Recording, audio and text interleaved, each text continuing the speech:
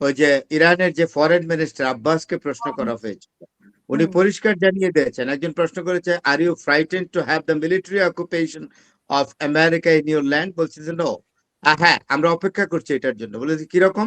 আমরা অপেক্ষা করছি because we are capable enough to defend them.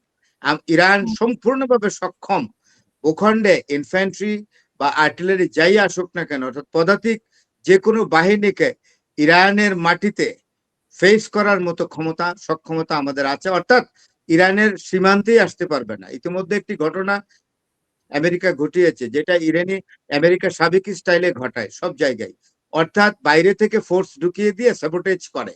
তাই আমেরিকা এবং ইসরায়েল একটা চেষ্টা করেছে এই গত একদিন না, গত পরশু দিন, সেটা হলো আপনার তুরস্ক থেকে এবং ইরাক থেকে কুর্দিদের এনেছে। কুর্দিরা আবার ইরানের বর্তমান রেজিমকে পছন্দ করে না। কুর্দিরা আসতে চাইছে এবং কিছু কুর্দি দল প্রবেশ করেছিল স্যাবোটেজ করতে ইরানের ভূখণ্ডে, এবং আইআরজিসি এসে স্প্যাশ করে দিয়েছে, একেবারে শেষ, এলিমিনেট করে দিয়েছে। সুতরাং এখানে এখন ল্যান্ড ফোর্স দিয়ে এবং এয়ার স্ট্রাইকিং কোনোটাই আর কার্যকরী হচ্ছে না। এখানে ডগলাস নামে একজন আমেরিকান এক্সপার্ট আছে, উনি কর্নেল ডগলাস, উনি আমেরিকান, তাকে প্রশ্ন করা হয়েছিল, তার ইন্টারভিউতে পরিষ্কারভাবে বলেছেন যে ওয়ার কনসেপ্ট চেঞ্জ হয়ে গেছে। আগে যেরকম আপনার সৈন্য ঢুকে ভূখণ্ড দখল করে আপনার একটি দেশকে আয়ত্তে আনা যেত, অথবা এয়ার ডিফেন্স দিয়ে অর্থাৎ আকাশে বিমান হামলা করে, এই কনসেপ্ট গুলো চলে গেছে। এখন যেটা আসছে ড্রোন এবং মিসাইল, সেই ড্রোন এবং মিসাইলে ইতিমধ্যেই আপনার ইরান প্রমাণ করেছে ইরান এটাতে সুপ্রিমেসি অর্জন করেছে। ইরানের ড্রোন এবং মিসাইলকে ফেস করা আমেরিকা এবং ইসরায়েলের জন্য দূরও হয়ে পড়ছে, এবং এটা কস্টলিও বটে।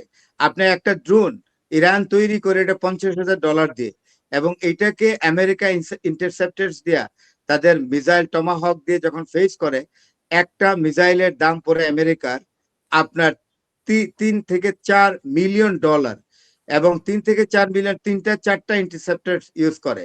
তাহলে 4টা হলে আপনার কতগুলো হয়? এরকম তো আপনার ইরানের 10টা ড্রোন ফেস করতে গেলে $1 বিলিয়ন খরচ হয়ে যাচ্ছে। এখন ওরা তো ইউক্রেনের কাছে সাহায্য চেয়েছে, যুক্তরাষ্ট্র তো ইউক্রেনের কাছে সাহায্য চেয়েছে, এবং ইউক্রেনের কাছে সাহায্য চাইলে আরেকটা ঘটনা ঘটবে। জিওপলিটিক্স তো, geopolitics is a very different thing and very sensitive and very delicate thing. Ukraine কার শত্রু? রাশিয়ার শত্রু হলো ইউক্রেন। অলরেডি ইউক্রেন আপনার রাশিয়া ইরান থেকে ইউক্রেন ড্রোন নিয়ে ইয়াকে সামলিয়েছে, মানে ইউক্রেনের বিরুদ্ধে কাজে লাগিয়েছে। বলছে যে মানে ইরান থেকে যে ড্রোন গুলা নিয়েছে সেগুলোকে আবার ওরা ভূপাতিত করতে সক্ষম হয়েছে, মানে ইউক্রেনে ইউক্রেনের যেটা আছে সেই সক্ষমতা আছে। এই জন্য এখন যুক্তরাষ্ট্র আবার ইউক্রেনের সাহায্য চেয়েছে। শোনেন, এখানে জিওপলিটিক্স চেঞ্জ হয়ে যাবে। এখন ধরেন রাশিয়া আপনার ইরানকে পরোক্ষভাবে সহযোগিতা করছে টেকনোলজি দিয়ে বা আর্মস অ্যামুনিশনস দিয়ে। যে রাশিয়ার যে এখন চিরশত্রু হলো ইউক্রেন, তাকে যদি ইউক্রেন যদি আমেরিকার সহযোগিতা আসে, তাহলে রাশিয়া পরের দিন ইউক্রেনকে গিলে ফেলবে, নো ডাউট অ্যাবাউট ইট। তো আমার মনে হয় ইউক্রেনের গভর্নমেন্ট স্টুপিডিটি দেখাবে না। আর ইউক্রেনের প্রেসিডেন্ট যে প্রেসিডেন্টকে আপনি হোয়াইট হাউসে ডোনাল্ড ট্রাম্প কি অপমানটা করছিল, এটা কি সে ভুলে গেছে নাকি? সেটাই তো, সেটা এখন প্রস্তুতি নিচ্ছে। এনিওয়ে, আজকে একটা নিউজে দেখলাম যে মানে যুক্তরাষ্ট্র এবং ইসরায়েলের মধ্যকার চলমান সংঘাতে সৌদি আরবের আকাশপথ এবং ভূখণ্ড যুক্তরাষ্ট্র ইসরায়েলকে ব্যবহার করতে না দেওয়ার প্রতিশ্রুতি দিয়েছে। এটা কতটা? এটার কারণ আছে, কারণ আমানকো ওয়েল কোম্পানি যেটা, এটাতে ইসরায়েল নিজে আক্রমণ করেছে, বদনাম দিয়েছে ইরানের উপরে। তখন ইরান সৌদি গভর্নমেন্টকে রিকোয়েস্ট করেছে যে আক্রমণটা আমরা করি না, আপনি এটা চেক আউট করেন। তখন আপনার সৌদি ইন্টেলিজেন্স এটাকে ভালোভাবে চেক আউট করেছে তাদের মিলিটারি ইন্টেলিজেন্স দিয়ে চেক আউট করে দেখে এই আমানকো ওয়েল রিফাইনারি যে স্টেশনটা, এটা আসলে ইসরায়েল নষ্ট করে দিয়েছে। ইসরায়েল করে এটার দোষ যেন ইরানের উপরে পড়ে। এই ধরনের vulgar diplomacy, rubbish strategy Israel use করে। ইসরায়েল আসলে অত্যন্ত বিশ্বাসঘাতক জন্মগতভাবে। তখন সৌদি আরব যখন ভাবলো যে ইসরায়েল আসলে নিজে করে ইরানের উপরে দোষ দিচ্ছে, তখনই এই সৌদি আরবে ডিক্লারেশন দিছে যে Saudi Arab but Saudi Arabia will not allow their sky route for the use of Israel and America. Finish. এবং রাষ্ট্রদূত ধন্যবাদও জানাইছে আমি এখানে আরেকটা জিনিস বলি, ভুলে যাবেন আপনি, ভুলে যাব। আরেক ঘটনা হয়েছে, কানাডা, হ্যাঁ কানাডা বলেছে যে আমার উপরে যে ট্যারিফ ইম্পোজ করছে আমেরিকা, এটাকে কমাতে হবে, আদারওয়াইজ আমি কোনো কোঅপারেশন করব না। অবশ্যই কমাতে হবে। মেক্সিকো তার বর্ডার বন্ধ করে দিয়েছে আমেরিকাতে। তাহলে চারদিকে একটা চাপের মধ্যে আছে। But Yes. এখানে শ্রীলঙ্কায় প্রবেশের অনুমতি দিচ্ছে না এই যে ইরানি জাহাজ। ইরানি গতকালকেও মনে হয় এটা নিয়ে হয়েছিল যে শ্রীলঙ্কার যে ইরানি জাহাজ যে ঢোকার চেষ্টা হ্যাঁ, করছে। এটা আমি আপনাকে বলি, এটা it is a serious violation of the international rule and violation of the Geneva Convention.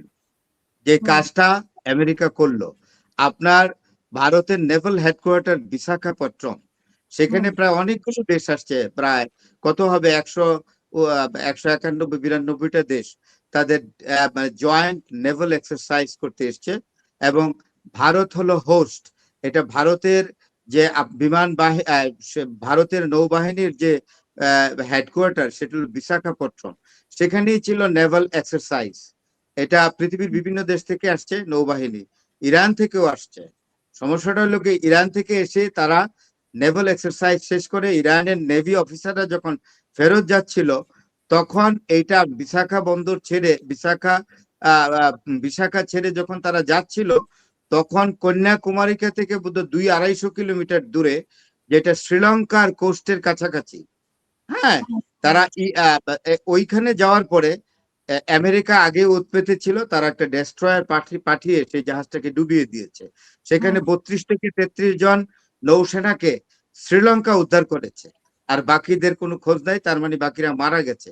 এখানে প্রায় 100-100-র উপরে বোধহয়, সম্ভবত 100-র উপরে, প্রায় 100-150 মতো ছিল, 125-26 জনের মতো ইরানিয়ান নেভি অফিসার ছিল। আমার প্রশ্নটা অন্য জায়গায়। আমার প্রশ্নটা হলো এই, যে তারা তো ভারতের মেহমান ছিল, তো ভারত তাদেরকে কি প্রোটেকশন দিল? এখন পালকি শর্মা নামে একটা, ওই যে গুদি মিডিয়া বলে না, ওই যে নরেন্দ্র মোদীর মিডিয়া আর কি, এগুলো নরেন্দ্র মোদী এই মিডিয়া গুলোকে পুষে, সে একটা ইংরেজিতে ফটফট করে খুব। আচ্ছা, আমরাও কিছু ইংরেজি বলতে পারি, একেবারে যে পারি না তা না। তো এসে বলছে যে আপনার ইরানের যে যুদ্ধ, ইরানের যে জাহাজটা, নৌবাহিনীর জাহাজটা যেখানে ডেস্ট্রয়েড হয়েছে, আমেরিকা যেখানে ডেস্ট্রয় করেছে, এটা ইন্টারন্যাশনাল ওয়াটার লাইন, এটা ইন্ডিয়ারও না, এটা শ্রীলঙ্কারও না। তাহলে শ্রীলঙ্কা যদি সেভ করতে পারে তাদেরকে, ইন্ডিয়া পারলো না কেন?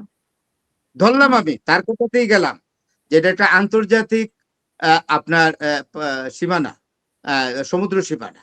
তো আন্তর্জাতিক সমুদ্র সীমানা যদি হয়, শ্রীলঙ্কা তাদেরকে এসে উদ্ধার করলো, তারা তো শ্রীলঙ্কার অতিথি ছিল না, অতিথি ছিল ভারতের। তো ভারত কি দায়িত্ব পালন করলো?